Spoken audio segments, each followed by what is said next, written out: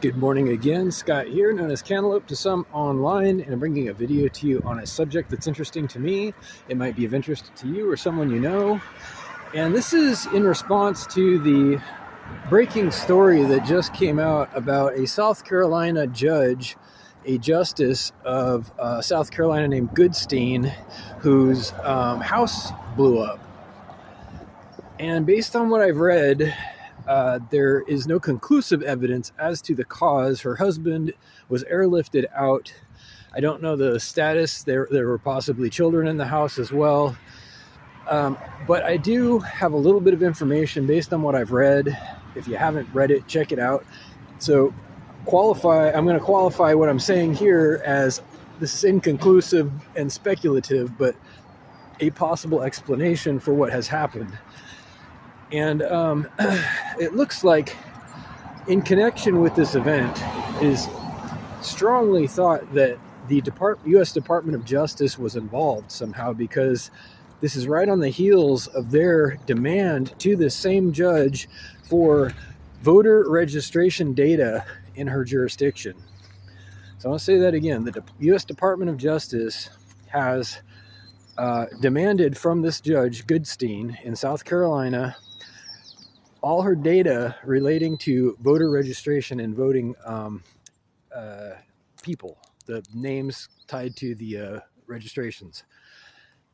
And I can assume, now here's my assumption, it would make sense, this is one possible explanation, that a judge, a proper judge, if she was one, would require a reason, a valid, justifiable reason to disclose any personal information for a wide swath of voters, because it just makes sense. You don't just hand over databases willy-nilly with no reason. That's confidential, potentially sensitive information, and potentially abused.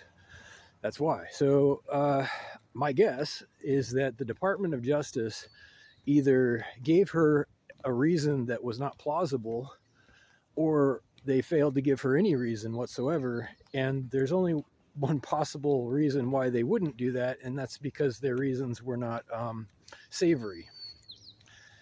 So it looks to me as if the U.S. Department of Justice was trying to toy with the voters. I don't know if they have some kind of direct mail campaign lined up, like they would want to contact the people of a particular affiliation or political party to influence them, but that's one possible thing they could do with this data.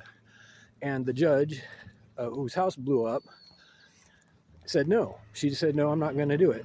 And then her house blew up. So that's where we're at.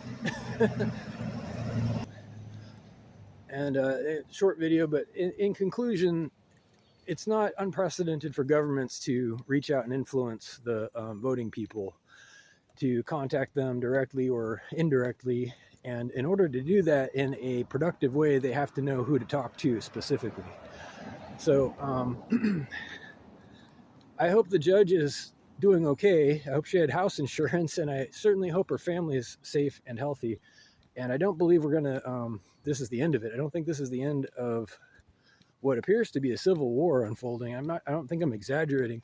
It was just last week that President Donald Trump, in a public speech, declared war on the states of California and some of the liberal-leaning East Coast states, apparently. I mean, maybe he misspoke, but it sounded like a declaration of war on the country itself, which would be the onset of a war. Kind of concerning. I hope everybody's prepared, and take care of yourselves. Reach out with questions or comments to whitehotrobot@gmail.com. Thank you.